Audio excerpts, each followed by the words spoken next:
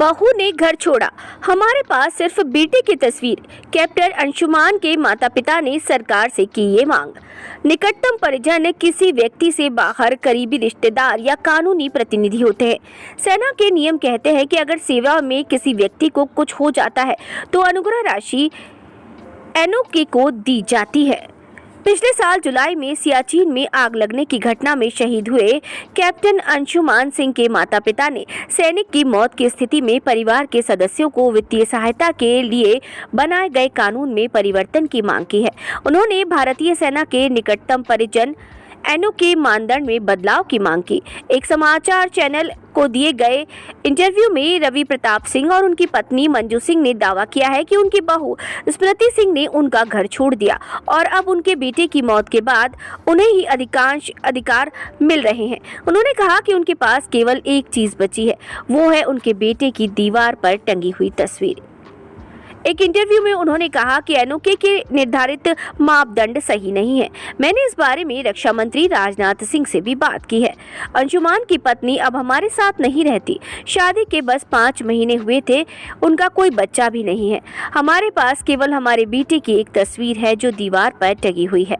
उन्होंने कहा कि हम चाहते हैं कि एनओके की परिभाषा तय की जाए। ये तय किया जाना चाहिए कि अगर शहीद परिवार में की पत्नी परिवार में रहती है तो किस पर कितनी निर्भरता है। शहीद कैप्टन की मां ने कहा कि वो चाहती हैं कि सरकार एनओके नियमों पर फिर से विचार करे ताकि अन्य माता पिता को परेशानी ना उठानी पड़े।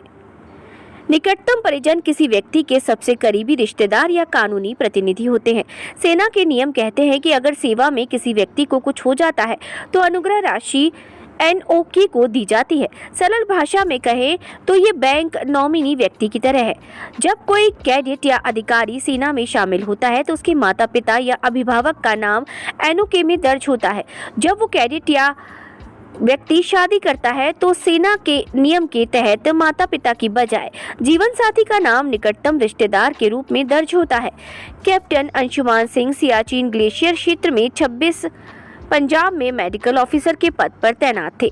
19 जुलाई 2023 को सुबह 3 बजे के आसपास भारतीय सेना के गोला बारूद के भंडार में शॉर्ट सर्किट के कारण आग लग गई। कैप्टन सिंह ने एक फाइबर ग्लास वाली झोपड़ी को आग की लपटों में घिरा हुआ देखा और तुरंत अंदर फंसे लोगों को बचाने के लिए काम किया। उन्होंने 4 से 5 लोगों को सफलतापूर्वक बचाया भी और इस हादसे में उनकी जान चली गई थी। उनकी मृत्यु के पश्चात उनकी पत्नी को उनको मिलने वाली राशि का हकदार बताया गया। इस पर अंशुमान के माता पिता ने आपत्ति जताई है।